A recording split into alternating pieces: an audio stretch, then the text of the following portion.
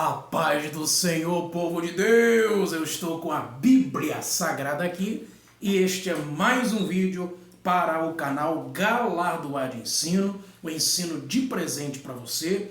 E eu já peço neste momento que você se inscreva aqui, compartilha, curta, comenta, ativa o sininho das notificações, coloque em todas para você não perder nenhum dos nossos vídeos que de vez em quando nós colocamos aí. Geralmente a minha ideia é sempre fazer pelo menos 3 vídeos por semana, por causa do nosso tempo também, mas a correria não está dando aí ainda para poder a gente ficar assíduo, né, aqui, mas eu peço que você permaneça, você que já é inscrito, permaneça aí no canal, por gentileza, porque a gente ainda está sofrendo algumas adaptações e eu louvo ao Senhor pela sua vida, tá? Neste vídeo especificamente nós vamos para mais uma aula referente ao Instituto Bíblico Ebenezer e agora com extensão em João Rodrigues, para quem conhece aqui em Juscelino, né?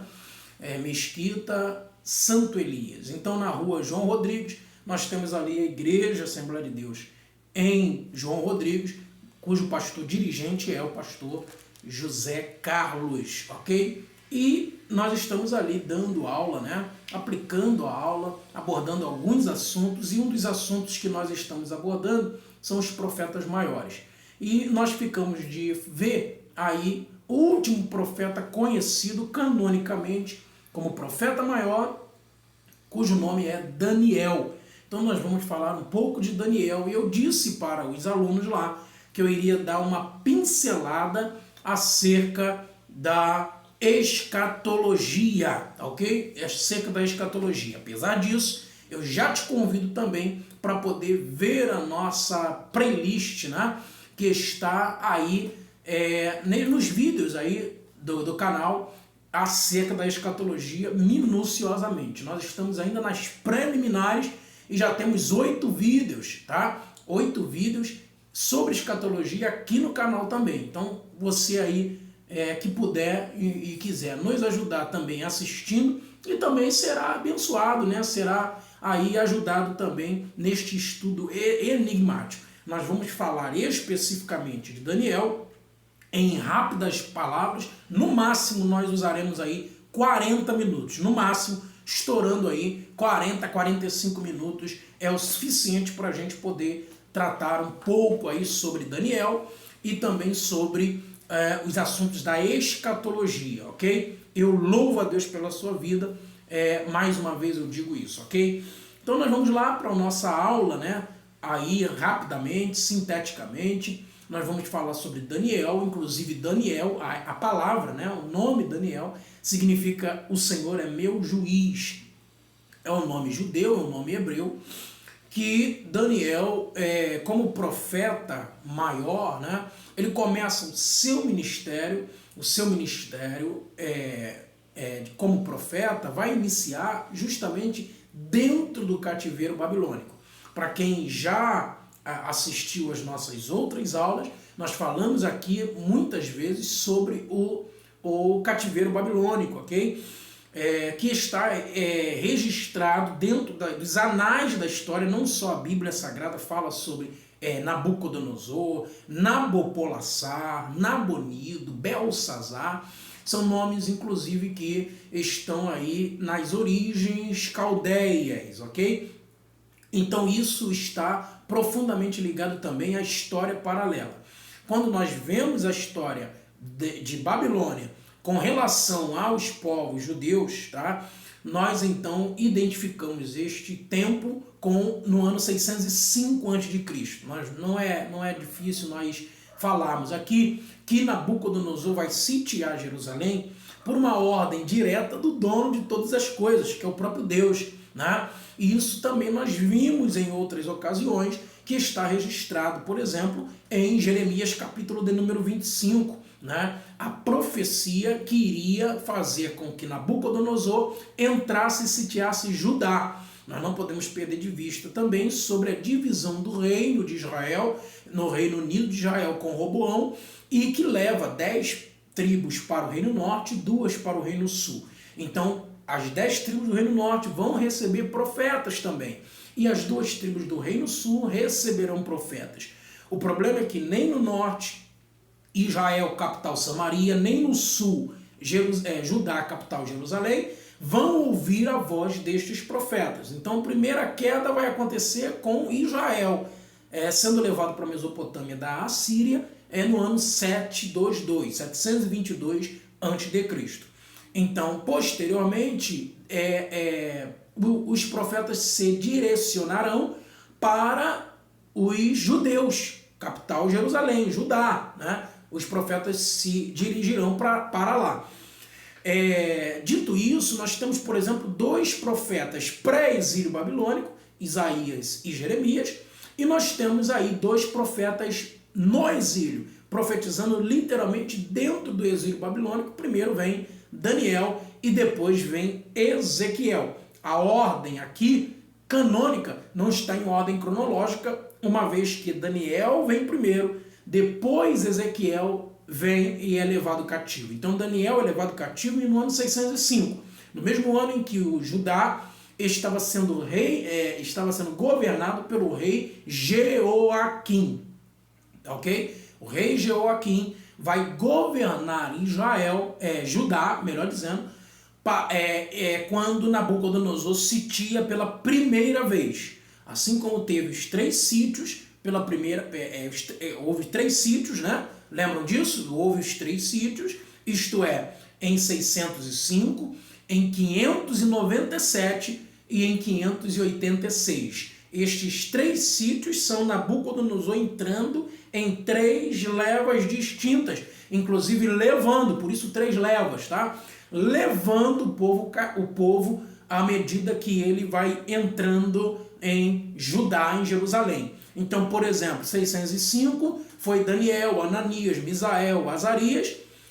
Em 597 foi Ezequiel e mais 50 mil. E depois, em 586, é onde o templo, né, de Salomão é surrupiado, é quebrado, é totalmente destruído. E aí ele leva o restante do povo cativo, tá ok? Então a gente tem que nos situar aí para poder identificar que Daniel é um profeta dentro do exílio babilônico. E Daniel profetiza única e exclusivamente para a nação que ainda está viva, está de pé, mesmo com a queda, mesmo com o sítio de Nabucodonosor. Nabucodonosor ele não trabalhava de maneira terrível, né? De maneira tenebrosa, tal como o rei, por exemplo, Sangar, né? Sangar II da Síria, como Senaqueribe, também da Síria. E aí a gente olhando para o cenário assírio, não confunda Assíria com Síria, tá ok? Síria, capital Damasco. Assíria, capital Nínive. Síria, geograficamente falando, fica a poucos quilômetros de distância de Israel como reino, como geográfico, tá? Israel como geografia agora.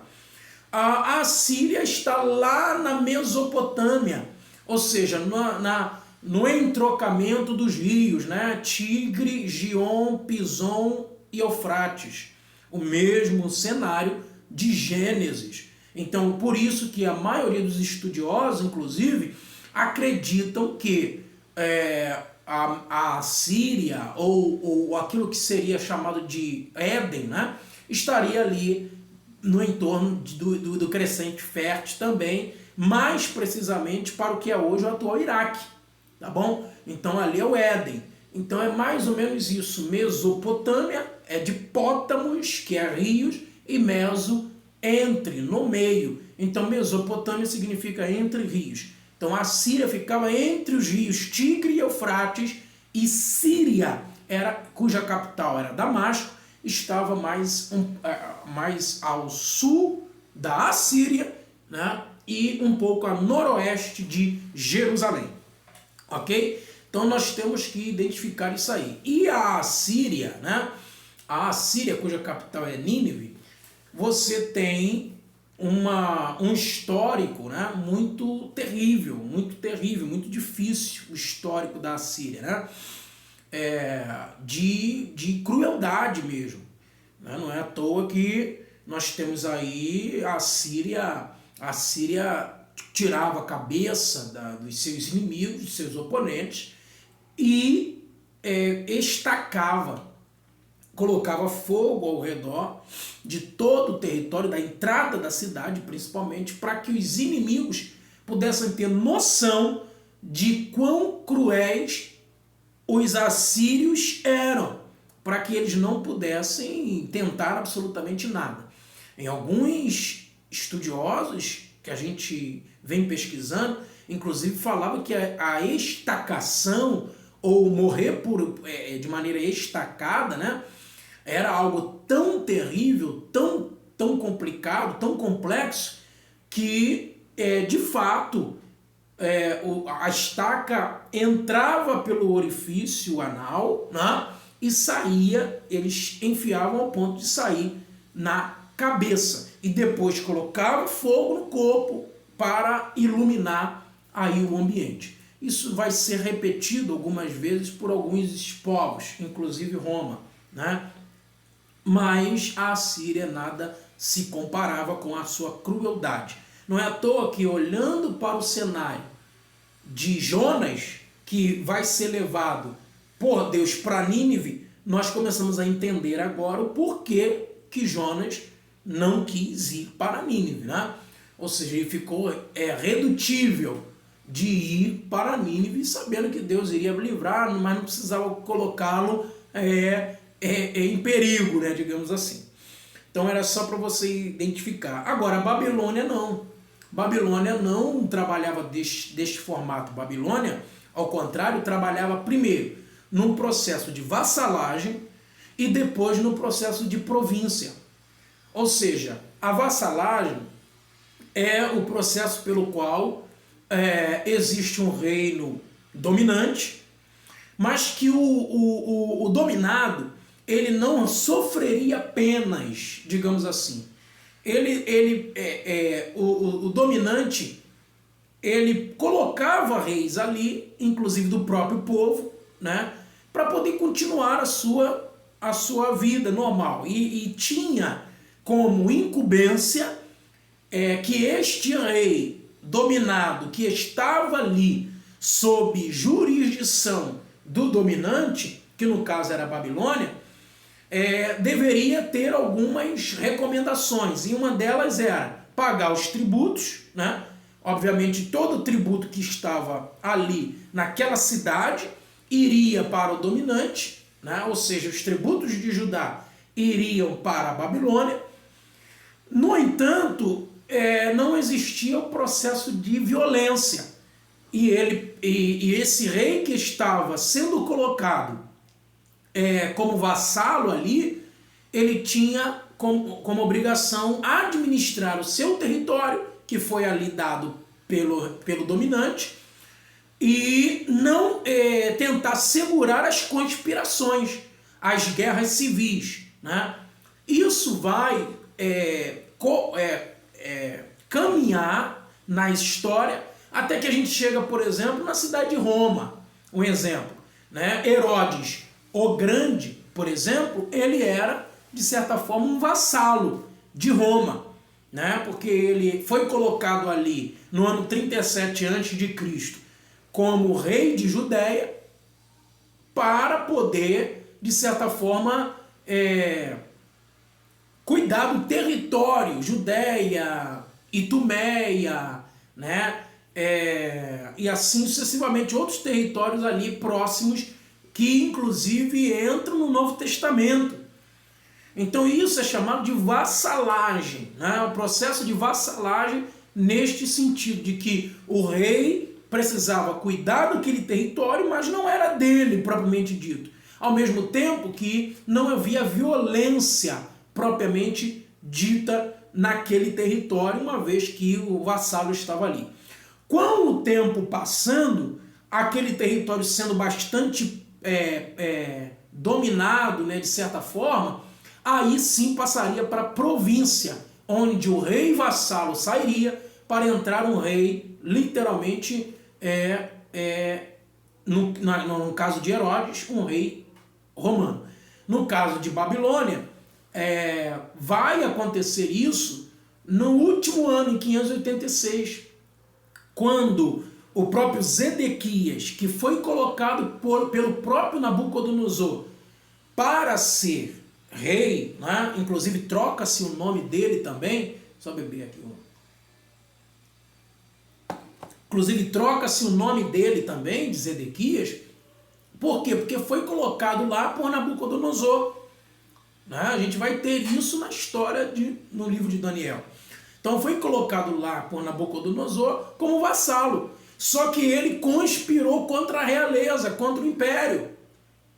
E aí foi uma sucessão de problemas, ocasionou na entrada definitiva de Nabucodonosor quebrando o templo. Isso foi em 586. Então ele vai ser colocado lá em 593, Zedequias. Nós temos isso, inclusive, nos livros das crônicas dos reis de Israel e no próprio livro dos reis, né, de Israel. Ok? Esse é o cenário, né, que está por detrás da história de Daniel. Daniel vai ser levado em 605 com os nobres de Judá. Tá? Por isso, vai ele mais 10.000 exilados, tá? Entre os quais estão Ananias, Misael e Azarias, isto é, os nomes mais conhecidos que foram trocados na Babilônia para Sadraque, Mesaque e Abednego, respectivamente. Então nós vamos identificar o seguinte, tá? Nós vamos identificar que Daniel é um profeta da corte. Ele vai ser, inclusive, nós temos no início do livro, né? Nós temos no início do livro Daniel sendo colocado à prova, né? Daniel sendo colocado à prova já nos primeiros momentos dentro da Babilônia. Como ele sendo nobre, ele precisaria passar pelo crivo de Nabucodonosor, que era justamente ficar estudando durante 3 longos anos. Ele deveria estudar as magias, né? A astrologia da época e todas as ciências caldeias que haviam ali na Babilônia. E Nabucodonosor vai enviar Aspenaz como chefe ali dos eunucos, né, para poder cuidar deste propósito, dessa situação.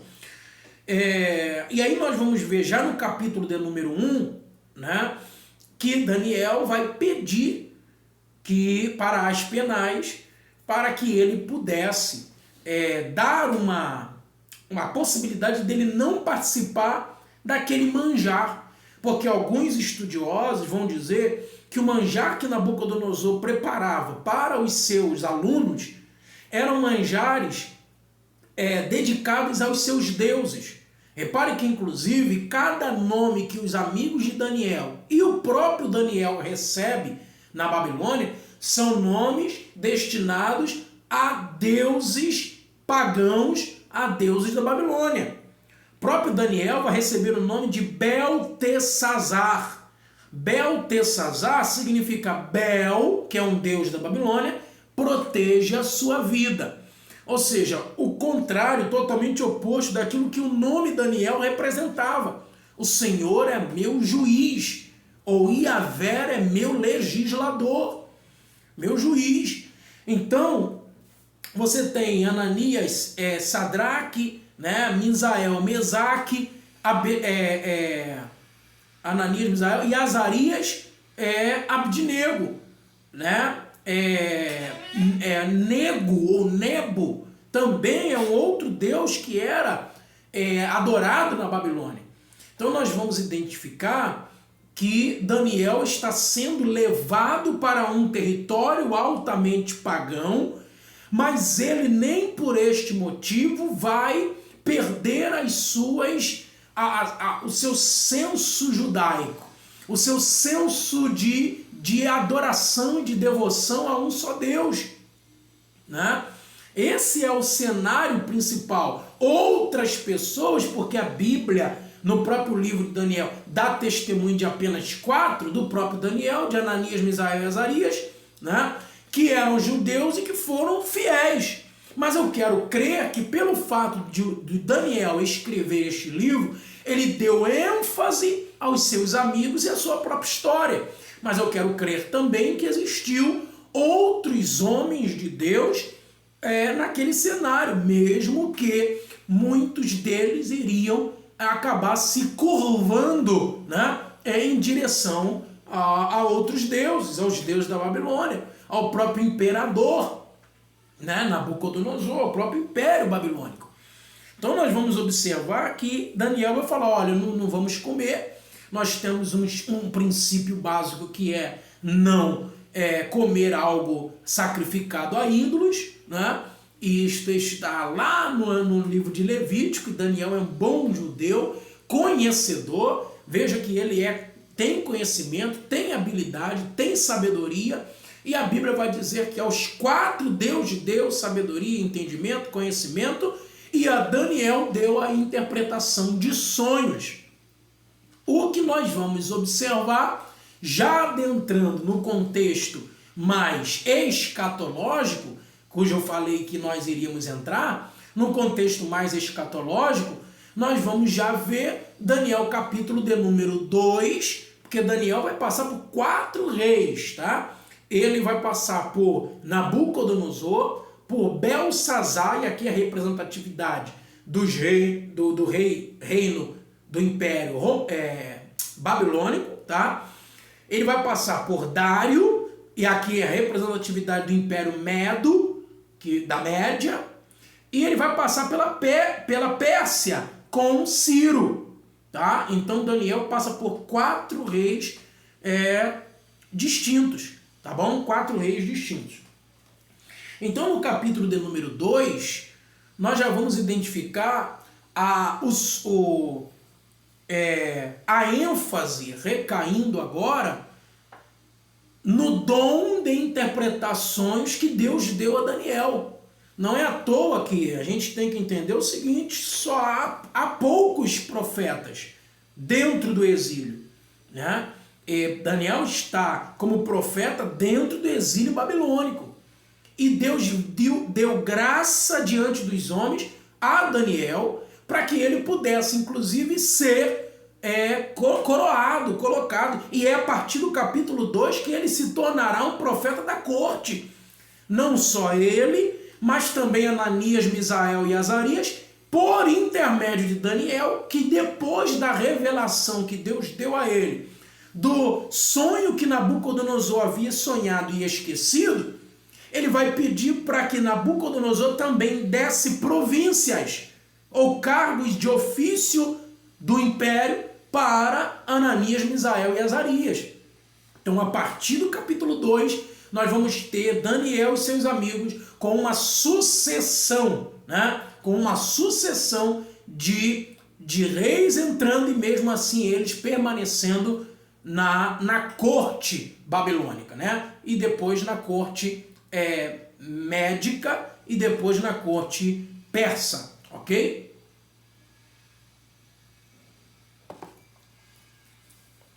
Então, o capítulo de número 2, né, é o famoso sonho de Nabucodonosor, que eu, com o quadro na sala, né, eu desenho ali a estátua, né, e para quem me conhece aí como professor dentro da sala de aula, sabe que eu desenho demais, né, eu fiz ali os desenhos extraordinários, né, ali e todo mundo sabe que eu sou expert em desenho, né?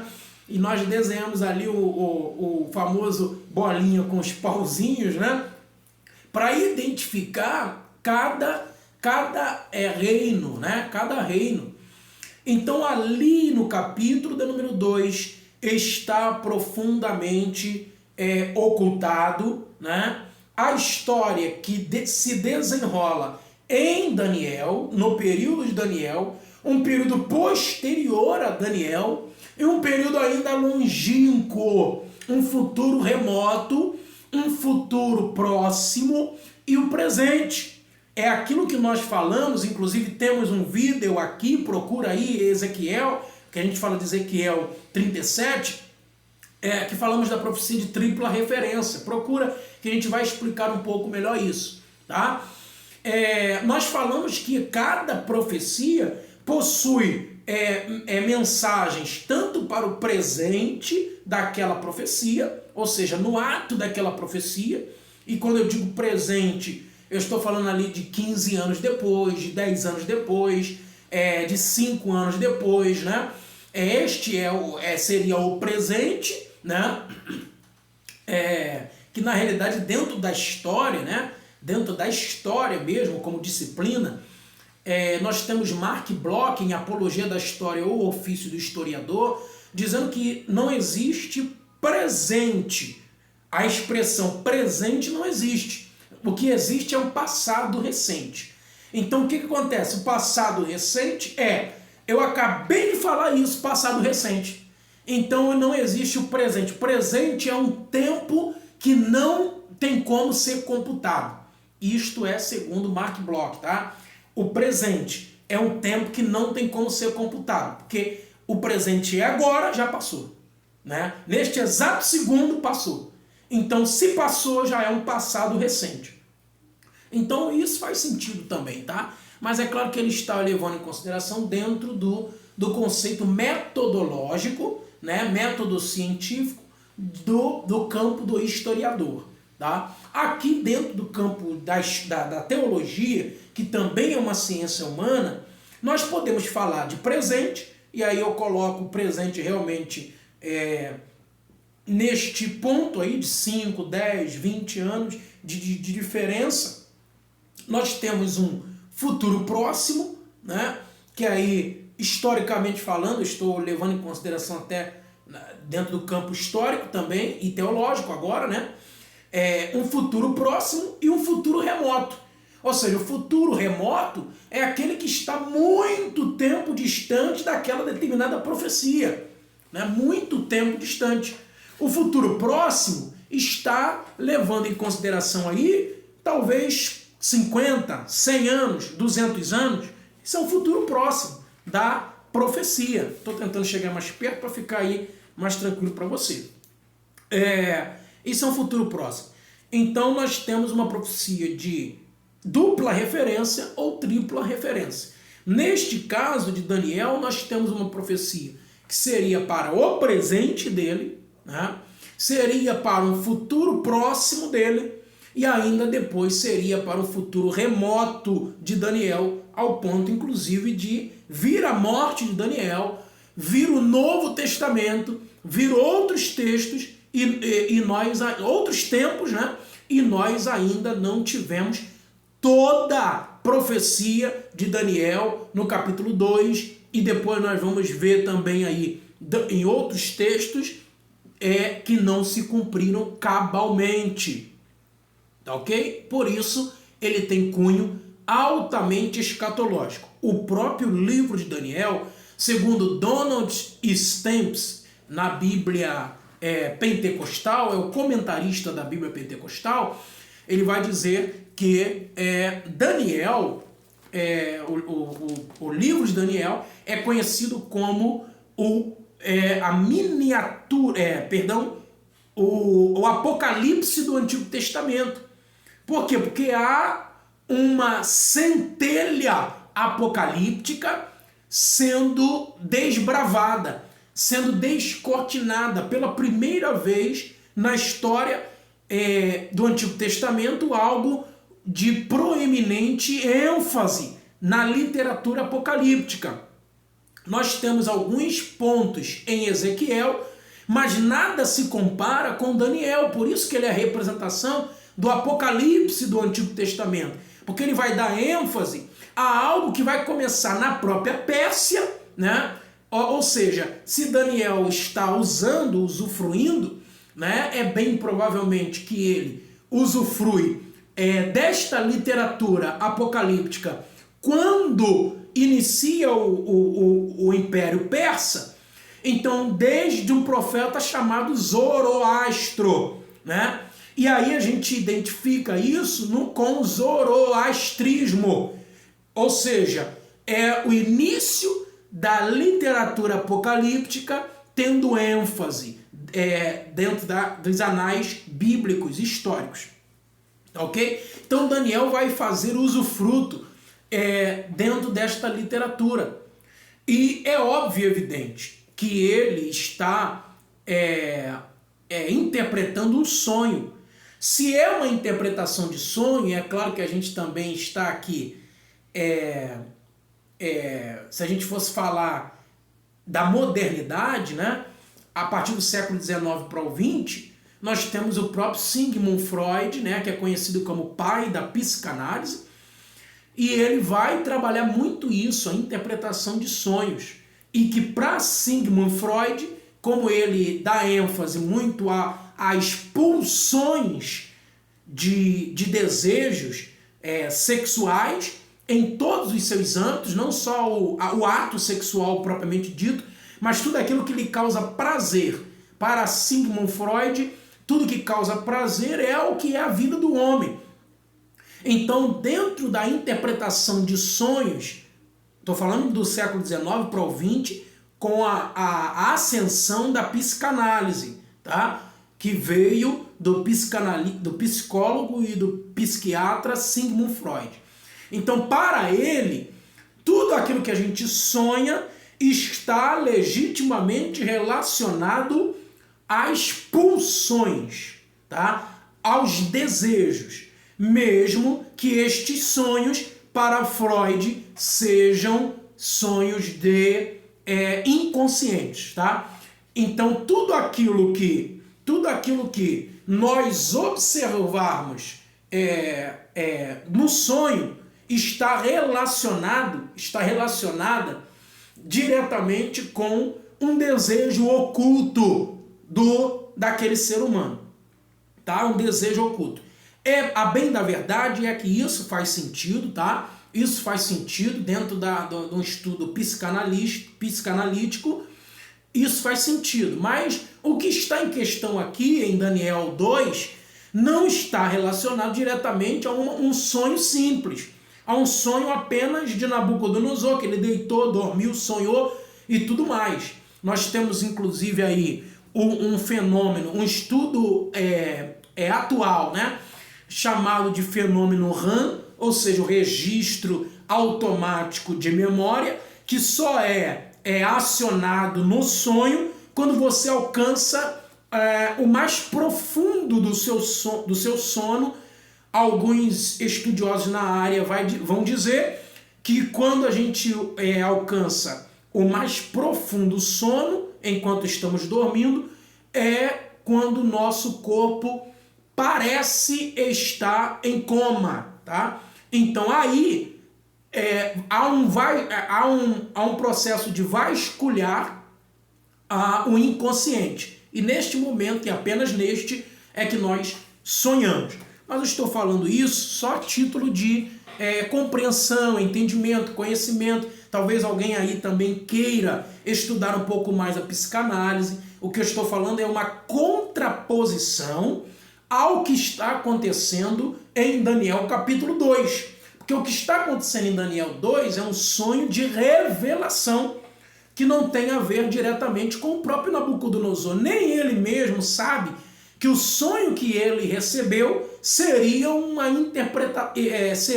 revelação do próprio Deus. Nós sabemos disso agora também, pela Bíblia Sagrada, né? Nós sabemos disso agora. Seria uma revelação do próprio Deus. Então, nós temos ali a história para estes dias, né? Eu vou ler aqui para vocês o que Daniel falou para Nabucodonosor quando ele falou que iria interpretar o sonho. Olha aqui, ó, versículo 27 de Daniel capítulo 2. Respondeu Daniel na presença do rei e disse: o segredo que o rei requer nem sábios, nem astrólogos, nem magos, nem adivinhos o podem descobrir ao rei. Mas há um Deus nos céus, o qual revela os segredos. Ele, pois, fez saber ao rei Nabucodonosor o que há de ser no fim dos dias. O teu sonho e as tuas visões da tua cabeça na tua cama são estas. Ou seja, no fim dos dias, né? Já começa aí. Que fim dos dias é este? Primeiro, o fim dos dias de Nabucodonosor, de Daniel e do Império Babilônico. Este é o primeiro ponto, está claro aí no texto, né? Agora, o livro em si vai dar continuidade, né? Vai dar continuidade, e o versículo 44 vai trazer o seguinte: mas nos dias destes reis, o Deus do céu levantará um reino que não será jamais destruído, e esse reino não passará a outro povo, e esmiuçará e consumirá todos estes reinos e será estabelecido para sempre, né? De maneira como viste que no monte foi cortada uma pedra, nós vamos falar isso agora, uma pedra que foi cortada sem mãos, e ela esmiuçou o ferro, o cobre, o barro, a prata, o ouro, e o Deus grande fez saber ao rei o que há de ser depois disso. Primeiro ele está falando lá no versículo 28, que Nabucodonosor sonhou e Daniel, pelo poder do Espírito, iria interpretar algo relacionado ao fim dos dias. E alguém pode dizer, não é nada de escatologia, é fim dos dias lá do tempo dele. Perfeito. Mas e o 45 que vai dizer, depois destas coisas, ou seja, depois do fim daquele período, haveria outras coisas que iriam acontecer. Por esse motivo, o livro de Daniel é um livro altamente escatológico. Altamente escatológico. Você tem, eu posso aqui inclusive imprimir para você alguns livros, né? Colocar para você, né? Alguns livros importantes. Todos os 2 livros de Severino Pedro da Silva, saudoso pastor Severino Pedro da Silva. Essa é uma indicação de livro para você. Apocalipse, versículo por versículo, e Daniel, versículo por versículo. Você tem o saudoso pastor Antônio Gilberto, Daniel e Apocalipse. Também, todos esses livros você encontra na CPAD. Tá ok? Você encontra ele na CPAD. Severino Pedro da Silva, Daniel versículo por versículo e Apocalipse versículo por versículo. E depois Antônio Gilberto também Daniel e Apocalipse. Você vai encontrar todas estas sequências, né, de estudos escatológicos nestes livros.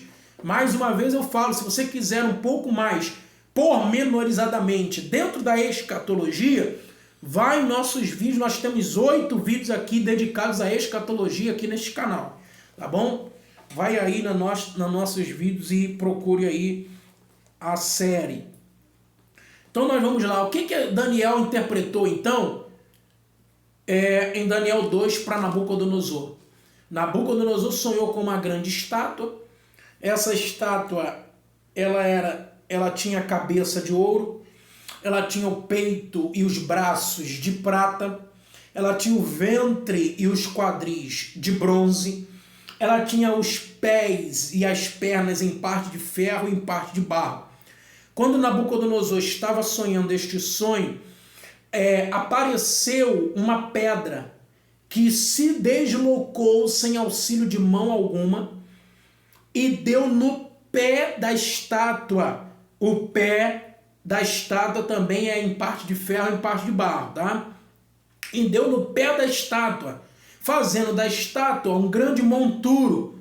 E esta pedra depois se tornou uma pedra gigante, tomando todo o mundo e fazendo uma representatividade de um reino vindouro que não iria ser destruído e se perpetuaria. O que significa este sonho? Aí ele vai começar a interpretar o sonho. O próprio Daniel vai interpretar o sonho para Nabucodonosor. E vai começar: a cabeça de ouro representa o Senhor. que o Senhor, Deus deu ao Senhor todos os reinos da terra. Os impérios, né, se curvam ao império mundial chamado Babilônia. Então a cabeça de ouro representa Nabucodonosor e a Babilônia. O peito e os braços de prata representam um reino que viria inferior a este reino, tá? É representatividade do império grego, tá bom? Depois da Babilônia viria o império Medo-Persa, melhor dizendo, o império Medo-Persa. O peito e os braços de prata representam o império Medo-Persa, porque tanto Dario da Média quanto Ciro da Pérsia se unificaram em seu poderio bélico, em seu exército, para poder ir contra Nabucodonosor e sitiar Nabucodonosor e Babilônia. Destronou Nabucodonosor. Nós vamos ver inclusive que pela pompa de Nabucodonosor, pela soberba de Nabucodonosor, o texto bíblico em Daniel capítulo de número 4 vai dizer que Nabucodonosor vai virar um animal, vai virar um bicho, tá bom? Vai virar um bicho, vai virar um animal.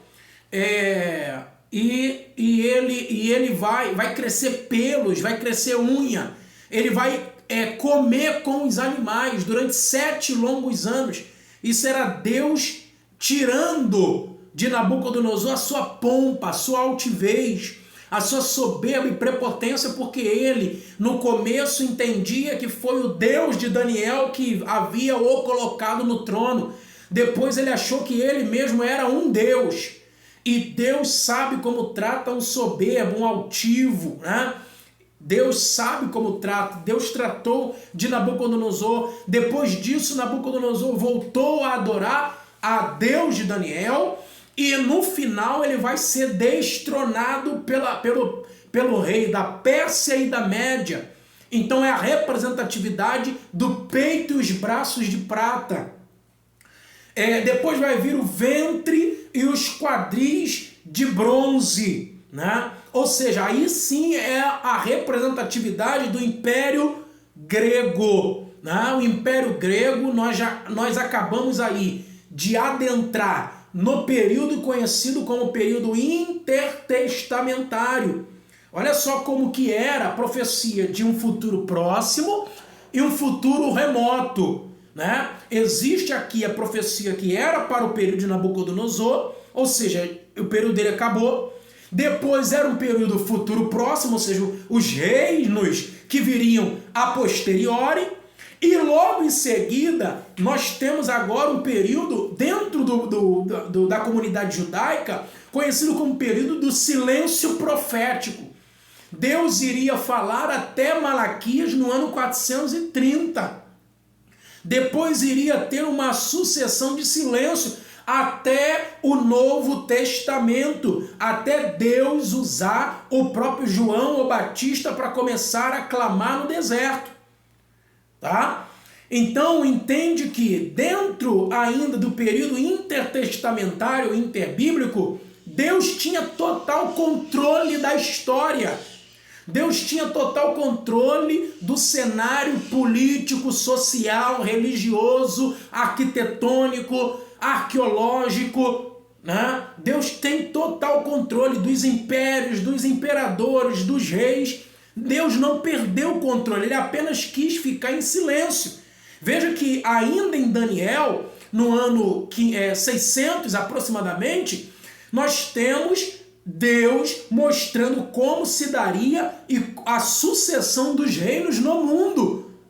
A gente está falando de Alexandre o Grande, aproximadamente no ano 330 a.C., quando ele começa a desbravar ali todo o cenário da Macedônia, cujo seu pai, Filipe, já havia iniciado, mas depois da sua morte, Alexandre o Grande, que ainda está nos anais da história popular, da história secular, Alexandre o Grande vai desbravar todo o território do Egito, da Síria, da Babilônia, do próprio território macedônio, né?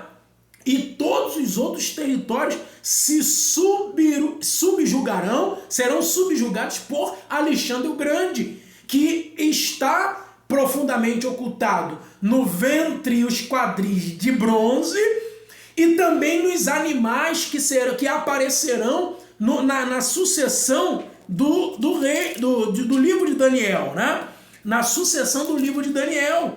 Nós temos aí os 4 animais simbólicos em Daniel capítulo de número 7. Então Alexandre o Grande e Grécia estão também aparecendo lá no cenário de Daniel capítulo 7. Tá ok? Daniel capítulo de número 7. O ventre e os quadris, então, é Grécia. E os pés e as pernas, em parte de ferro, em parte de barro, representam o Império Romano, o império que viria depois do Império Grego. Tá? Os pés em parte de ferro, em parte de barro, olha como que Deus é tremendo, representa ali 2 reinos que serão divididos. Um reino que será dividido em 2, melhor dizendo. Pernas e pés em parte de ferro, em parte de barro. O que está incluso aqui? Está incluso aqui a ideia do reino do Império Romano Germânico do Ocidente e Império Romano do Oriente, tá? Que iniciará dentro do contexto judaico, ou seja, a relação de Roma com os judeus se dará no início do ano 67 a.C. A partir daí, Roma vai estar no poder, foi o império que mais ficou no poderio mundial. Ele começa no ano 67 a.C. com relação aos judeus e termina no ano 476. 476 depois de Cristo. Ele vai começar 67 antes de Cristo e vai terminar no ano 476 depois de Cristo. Você vê que o início da igreja todinha não é com o Império Romano ali? Império Romano do Oriente, né? Império Romano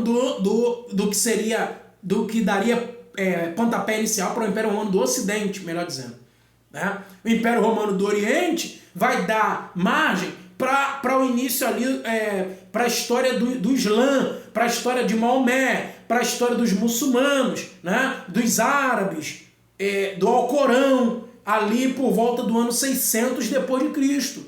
Então isso é o Império do Oriente. Depois o Império do Ocidente. O Ocidente vai terminar, né, com a queda, né, da cidade de Constantinopla e em 476 depois de Cristo. Ali também é um marco divisor de águas para aquilo que era a história antiga e o início da história que se daria a história medieval, historicamente falando.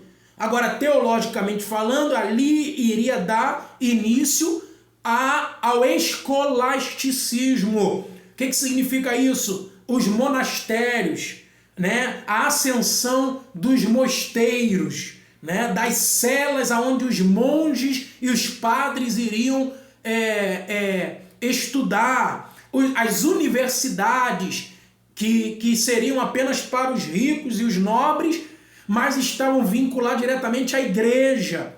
A Bíblia vai dizer que eles tentarão alianças políticas por casamento, mas não se firmariam, porque o barro não se mistura com o ferro. Você pode tentar juntar o barro com o ferro, mas se você pegar apenas a mão e tirar assim o barro do ferro, ele vai sair, porque não se firma, mas o reino terá uma força do ferro. É isso que Daniel capítulo 2 inteiro está propondo.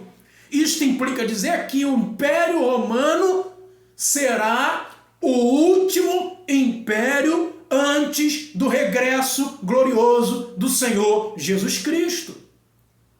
Isto está profundamente ocultado tanto em Daniel 2 quanto em Daniel capítulo número 7. Então nós vamos identificar que ali é uma sucessão dos reinos, né? Olha só que interessante.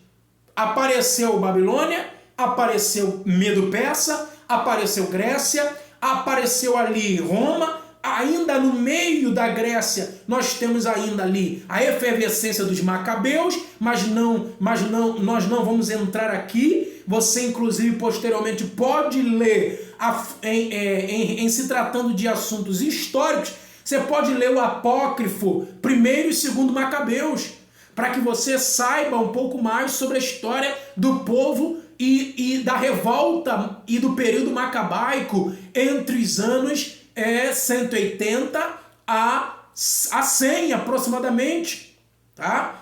Entre 180 a 100 aproximadamente, foi quando Antíoco IV Epifânio da Síria vai profanar o templo, profanar os judeus, e os irmãos da família dos Macabeus não vão concordar com isso. Matatias, com o pai, e todos os seus filhos não concordarão com isso e vão começar a instituir a revolta macabaica. Então isso tudo está dentro do contexto histórico-teológico, tá? E aí eu preciso saber disso para identificar o conceito escatológico. Aqui, por exemplo, eu já sei que os pés fazem parte da perna. Então os pés e as pernas, em parte de barro e em parte de ferro, representam o Império Romano. Os 10 dedos dos pés vão representar as 10 nações que se rebelarão contra os judeus, indo a favor do anticristo dentro da batalha do Armagedon no final dos 7 anos de grande tribulação. Esse ato de tempo nós também vemos em Daniel, capítulo de número 9.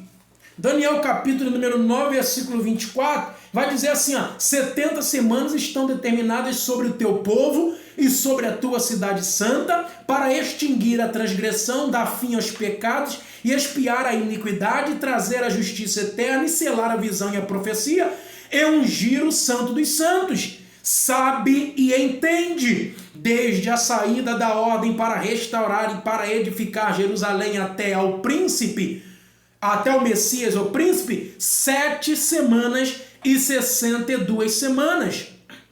As ruas e as tranqueiras se reedificarão, mas em tempos angustiosos. E depois das 62 semanas será tirado o Messias, e não será mais. E o povo do príncipe que há de vir destruirá a cidade e o santuário, e o seu fim será como uma inundação, até ao fim haverá guerra. Estão determinadas assolações. Versículo 27. E ele firmará um concerto com muitos por 1 semana, e na metade da semana fará cessar o sacrifício e a oferta de manjares, e sobre a asa das abominações virá o assolador, e isso até a consumação, e o que está determinado será derramado sobre o assolador. Primeiro, quem é o príncipe que há de vir e quem é o assolador? É o anticristo. O príncipe que há de vir e o assolador aqui é o anticristo. Segundo, aqui está literalmente identificando para qual povo se destina a grande tribulação. Segundo, nós precisamos identificar o que significam estas semanas. Entende que Daniel tem o rolo de Jeremias na cabeceira. E ele mesmo diz que leu o rolo de Jeremias, quando Jeremias, em Jeremias capítulo de número 25, versículo 9, vai profetizar 70 anos de cativeiro para os judeus. Dentro desses 70 anos de cativeiro, o próprio Daniel vai dizer, e houve uma interpretação desses 70 anos para 70 semanas no meu tempo. Porque os 70 anos de cativeiro babilônico que Jeremias profetizou no capítulo 25 foram literais, 70 anos literais. Agora aqui em Daniel capítulo 9, versículos 24 ao 27, nós temos que levar em consideração todo o processo iconográfico, isto é, dos símbolos, e aí o estudo das tipologias bíblicas, o que cada elemento representa e simboliza. Nós precisamos levar em consideração o que essas semanas representam. Será que são semanas literais, uma semana mesmo de 7 dias? Ou cada semana daquela representa um número específico? A expressão semanas, entende isso? É uma palavra hebraica, é uma palavra hebraica, que significa literalmente 7. Aí nós vamos precisar levar em consideração o contexto do texto para saber se esta expressão 7 é 7 de dias ou 7 de anos, para não fazer confusão com o restante do texto. Então, neste caso aqui de Daniel 9, 24 ou 27, a semana não é de 7 de dias, cada semana representa um 7 de anos, tá? Isso leva-nos a entender, portanto, que para cada uma semana, 7 anos. Para cada uma semana de 7 que está descrita em Daniel, 7 anos, tá ok? Serão 7 anos. Por que eu sei disso? Porque aqui em Daniel, capítulo de número 10, Daniel capítulo 10, Daniel vai usar a mesma expressão, semanas, tá? É a mesma expressão em hebraico Daniel usa em Daniel capítulo 10, versículo 2. Naqueles dias, eu, Daniel, estive triste por 3 semanas completas. Quando ele usa essa expressão 3 semanas completas, aqui ele já está me dando, pela lógica textual, que essas 3 semanas são 3 semanas de dias. Então, quantos dias ele ficou aqui tristes? 21 dias. Ele não pode ter ficado 21 semanas de anos triste, porque seriam 21 anos triste completos. E a tristeza de Daniel fez ele não comer, não beber e não se vestir. Imagina um homem 21 anos sem comer, sem beber e sem se vestir, gente. Então não faz coerência com o texto. Neste caso de Daniel 10, 2, estas semanas são apenas 21 dias. Mas aqui em Daniel capítulo 9, versículo 24 ao 27, as semanas estão relacionadas diretamente à semana de anos. Então, para cada uma semana, 7 anos. Tá ok? Cada uma semana, 7 anos. Então, as 70 semanas encontradas em Daniel, capítulo 9, versículo 27, tem caráter judaico e diz respeito a um trato com Israel e Deus, não tendo referência com a igreja. Nós vamos ver isso muito claramente no sermão escatológico e profético de Jesus em Daniel capítulo 25, capítulo 24, versículo 15. O texto bíblico de Daniel 24:15 está dizendo: sabe, porém, isto, quem lê entenda, né? Quem lê o quê? Quem lê o próprio livro de Daniel. Então, Daniel capítulo 24, versículo 15, está dizendo, quando, pois, virdes que a abominação da desolação, de que falou o profeta Daniel, está no lugar santo, ou seja, a gente acabou de ler que Daniel acabou de falar que nas asas da abominação virá o assolador. E Jesus está corroborando com esta sentença quando ele diz em em Mateus 24, versículo 15, quando, pois, virdes que a abominação da desolação está no lugar santo. Que lugar santo é esse? O mesmo lugar que Daniel está falando.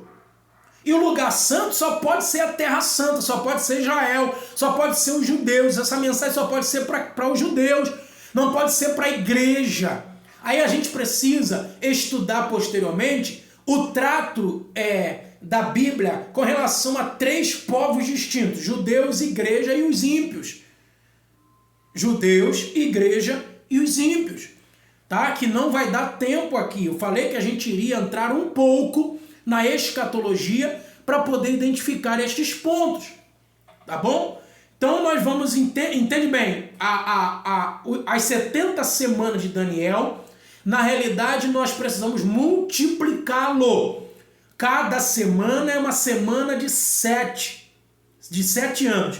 E se são 70 semanas, então eu preciso ter uma contagem de 7 vezes 7, que é 49, você pega o zerinho lá dos 70, coloca para baixo, eu vou ter 490 anos de história, que vai desde a liberação do povo no cativeiro da Pérsia até a primeira vinda de Jesus, quando ele esteve em Israel, literalmente, de forma encarnada. Tá? Deu para entender isso? Então nós vamos ver. Nós temos, inclusive, o conceito da pausa, né? Para quem é dispensacionalista, geralmente os assembleanos são dispensacionalistas. Tá? Então, para quem é dispensacionalista, entende perfeitamente que cumpriu-se 69 semanas da profecia de Daniel, capítulo 7. Cumpriu-se 69 semanas. Isto é, cumpriu-se 483 anos.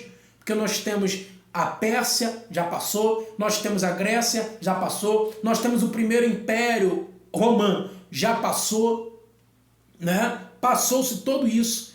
E por que Jesus não veio então, não retornou lá em Israel no seu tempo? Não, porque essa profecia estava registrada apenas até a primeira vinda de Jesus. Tá? Agora, o que vai acontecer? A segunda vinda de Jesus, né, para estabelecer o reino que permanecerá perpetuamente, que está simbolicamente representada pela pedra que se solta sem auxílio das mãos e bate nos pés da estátua, isso só se dará na grande tribulação. Porque eu tenho o texto, né, bíblico que diz que o anticristo ele vai fazer uma aliança com pelo menos 10 nações. Estas 10 nações, né, isso se encontra no livro de Zacarias, ele vai fazer esta aliança com 10 nações. Estas 10 nações, pelos melhores eruditos escatológicos, né, que nós temos na história, são representados pelos 10 dedos da estátua que Nabucodonosor sonhou. Para ter um exemplo, 3 nações se rebelarão contra o anticristo. E o anticristo vai os matar. Vai matar os presidentes, ou os primeiros ministros, né? Ou a realeza daquela representatividade daquele povo. Ok? A representatividade daquele povo. Para que houvesse naquele momento um exemplo para que os outros 7 pudessem aderir à conspiração que o anticristo vai fazer contra os judeus. Tá, ok? Então isto é representatividade dos 10 povos. O que significa isso? Significa que os pés também fazem parte das pernas. E se os pés fazem parte das pernas, nós acabamos de ler que os pés e as pernas, em parte de ferro e em parte de barro, representam o Império Romano. Então eu sei que lá na Grande Tribulação vai haver muita influência do Império Romano para a ascensão do anticristo. Então nós não vamos entrar aqui em polêmica nenhuma. Quem é o anticristo? Quem é o falso profeta? Né? Nós não vamos entrar aqui. Mas o que eu estou dizendo é que o cenário político religioso, tá dando para entender? Tem uma grande aceitação dos maiores eruditos de que o Império Romano ressurgido, ou seja, o neo-império babilônico, Império Romano, vai ressurgir para poder dar força, dar peso àquele que será o anticristo. Tá ok? Isto está relacionado diretamente em Daniel capítulo 2, Daniel capítulo 7, Daniel capítulo de número 9. Ok? Então, o que vai faltar dos 490 anos que Daniel está falando em Daniel capítulo 9? O que vai faltar? Vai faltar apenas uma semana. E não é isso que nós lemos aqui? Que ele firmará o concerto com muitos por uma semana? Uma semana aqui, 7 anos. Não tem como um rei fazer um concerto com alguém uma semaninha só. Então esta semana é representação dos 7 anos. Faltam uma semana. E eu acabei de dizer para você que dos 490 anos que Daniel está profetizando, cumpriram-se 483. Falta apenas uma semana, ou seja, faltam 7 anos. E a pergunta é, quantos anos são a grande tribulação? No total, ele vai firmar o concerto, ou seja, então ali está o início da tribulação. Quando o anticristo firmar o concerto com muitos por uma semana, já inicia o processo, ele vai já se manifestar. Eu tenho convicção que a igreja não passa pela grande tribulação, a igreja é arrebatada antes. Né? Como bons assembleanos, estudiosos, nós somos pré-tribulacionistas, dispensacionalistas. Né? Então a igreja não passa pela grande tribulação de 7 anos. E aqui eu não divido, tá? Tribulação e grande tribulação. Porque uma vez que o anticristo firmou o concerto, iniciou-se a grande tribulação na terra. Só que ao iniciar a grande tribulação na terra, a igreja não estará mais aqui. Vai acontecer o que está descrito em Apocalipse, capítulo 3, versículo de número 10, que como guardaste a palavra da minha paciência, também eu te guardarei da hora da tentação que há de vir sobre todo o mundo, aos que habitam na terra. E segundo Tessalonicenses, também Paulo vai deixar registrado para a igreja, não se dará assim sem que antes venha apostasia. Que apostasia é essa? Abandono da fé no Senhor, é o divórcio de Deus. Nós estamos vendo o povo abandonando o Senhor, tendo divórcio de Deus, criando-se heresias, formando seitas, criando para si religiões conforme a sua própria malícia, a sua própria maldade. Nós estamos vendo este tempo, né, que Daniel já havia profetizado. Tá ok? E é isso que nós estamos observando no tempo de hoje, no período de hoje. Então, o que está acontecendo agora, professor? O que está acontecendo agora no nosso tempo? O nosso tempo é apenas o hiato de tempo, ou seja, o que está acontecendo aqui é um período parentético. O que significa isso? É o parêntese que Deus abriu na história do mundo para incluir a igreja no plano da salvação. João capítulo de número 10, versículo 16. Ainda tenho outras ovelhas que não são deste aprisco, cabe a mim agregar estas, e depois que eu agregar haverá um rebanho e um pastor. Ou seja, que ovelhas Jesus veio para pregar primeiro? As ovelhas do aprisco são os judeus. Como os judeus não aceitaram a Jesus, João capítulo 1, versículo 11, vim para o que era meu, mas os meus não me receberam. E aí ele vai continuar, mas a todos quantos me receberem, eu vou dar o poder de serem chamados filhos de Deus aos que creem no seu nome. Então ele abre precedente para os gentios, isto é, aqueles que não são judeus. Quando ele abre precedente para os gentios, a gente vai ver isso nas pregações do Novo Testamento, né? O próprio Paulo vai ser usado para ir aos gentios, porque a igreja na sua maioria é gentílica. Quem fala isso inclusive é Niels Lawrence Olson, no Plano Divino através dos séculos. Ele vai deixar claro uma tipologia bíblica da questão de José e o casamento com Asenate, quando José, que é um judeu, casou-se com Asenate, que é uma gentílica, né? No tempo de perseguição dos seus irmãos, que foram 7 anos, assim também Jesus casará com a igreja, que na maioria é gentílica, num tempo de perseguição dos seus irmãos, que são Israel, e a perseguição por parte do anticristo nos 7 anos da grande tribulação.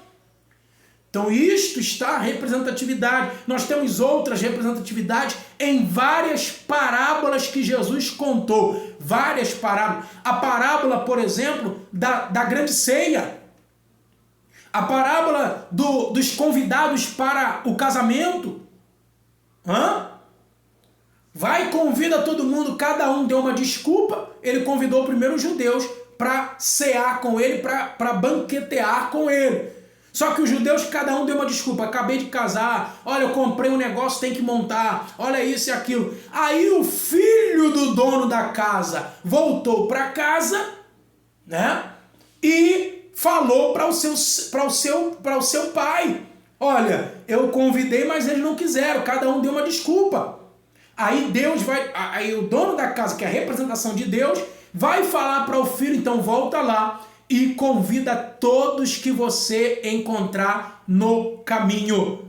Então isto implica dizer que ele convidou os judeus, mas os judeus deram desculpas, e ele então abre precedente para convidar os gentios, que depois se constitui, a partir de Atos dos Apóstolos, a igreja.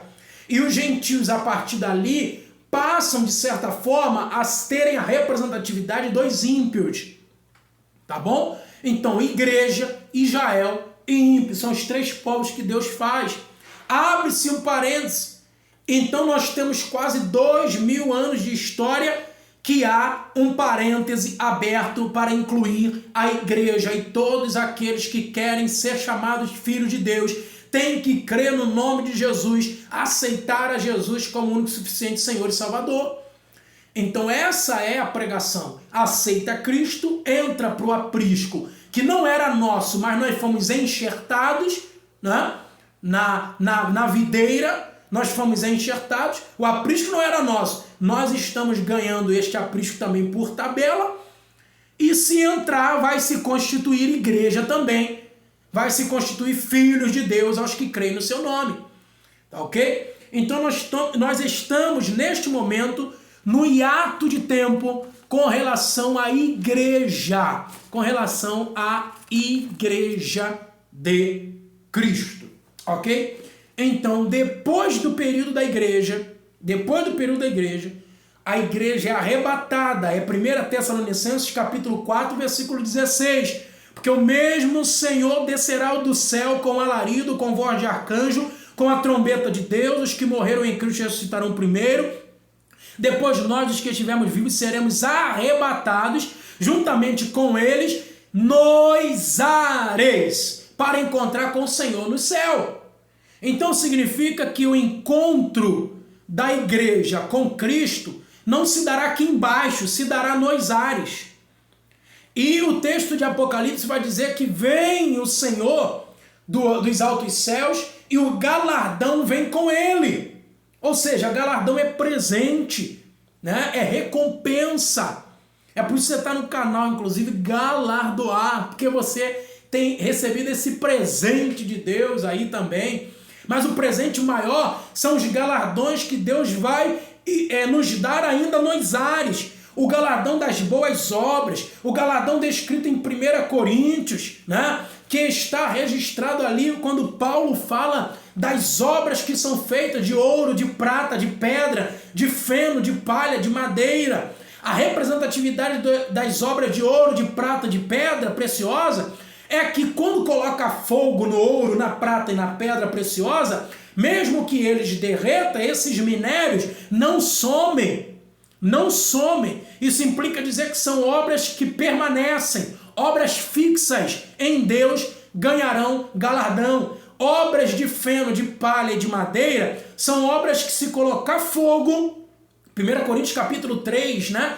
Versículo 15, são obras que, se colocadas no fogo, a palha some, a madeira some e o feno também some.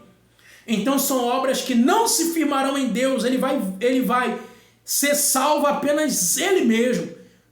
Ciro Sanches Zibord, no livro Erros Escatológicos que Pregadores Devem Evitar, ele vai dizer que esta expressão que Paulo usa em 1 Coríntios 3,15 não tem a ver com ideia de purgatório, que a gente vai para um fogo, fica sofrendo um pouquinho lá, paga a penitência e depois sobe.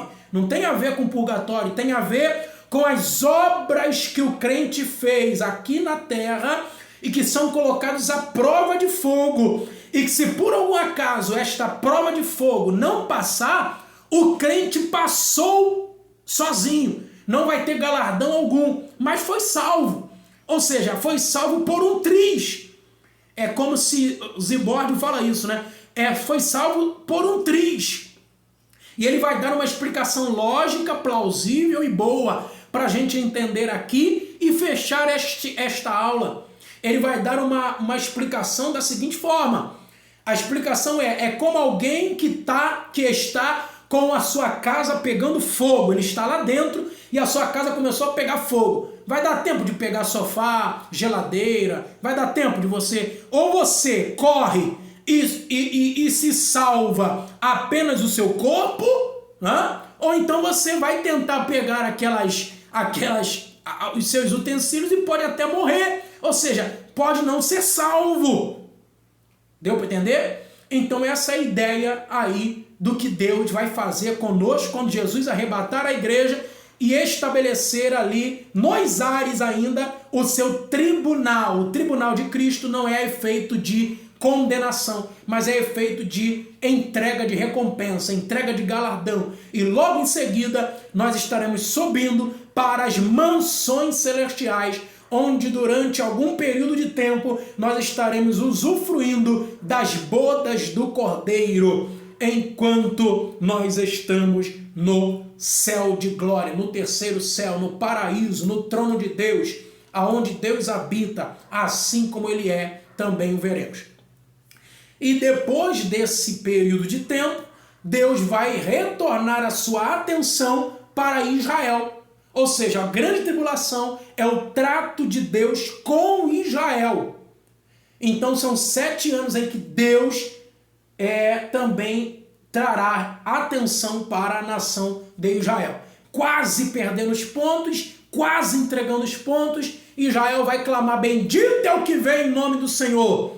Porque é isso que diz Mateus capítulo 27, não me vereis mais, até que digais, bendito é o que vem em nome do Senhor. Então os judeus que não aceitam a Cristo como único e suficiente Senhor e Salvador agora, não vai ver o Senhor sem que antes passe pela grande tribulação de 7 anos, e lá no final da grande tribulação de 7 anos, no Armagedon, é que Cristo, depois, no fim do Armagedon, quando os judeus já estiverem perdendo a batalha para o anticristo e para o maior exército já conglomerado até hoje, de mais de 1.200.000 soldados preparados para a peleja contra Israel, aí sim Jesus vem para estabelecer o seu reino milenar. Então ele pisa ao Monte das Oliveiras, Zacarias capítulo 14, versículo 4, ele pisa ao Monte das Oliveiras e aí ele estabelece o seu reino e a igreja vem com ele para reinar com Cristo durante 1000 anos, tá ok? E a gente fica por aqui, até aqui é suficiente para a gente ter uma base escatológica. Para mais informações, né, sobre este estudo enigmático, complexo, complicado, difícil, mas também é prazeroso, esperançoso, traz esperança para a igreja de Cristo, para a noiva de Cristo, de que o arrebatamento é iminente, pode acontecer a qualquer momento, a trombeta pode ser soada a qualquer momento e Cristo virá nas nuvens encontrar conosco, com aqueles que são salvos, lavados e remidos pelo Senhor. Então Daniel fala sobre isso. Daniel é o Apocalipse do Antigo Testamento. E ele é todo trabalhado na literatura apocalíptica, também do período persa. E nós identificamos o livro de Daniel como um dos grandes livros do Antigo Testamento para entendermos o plano de Deus para a etnia, para a raça humana, em nome de Jesus. Deus em Cristo abençoe. Espero que você tenha gostado desta aula, que você tenha bom usufruto dela mesmo. O canal é Galardoado Ensino, o ensino de presente para você.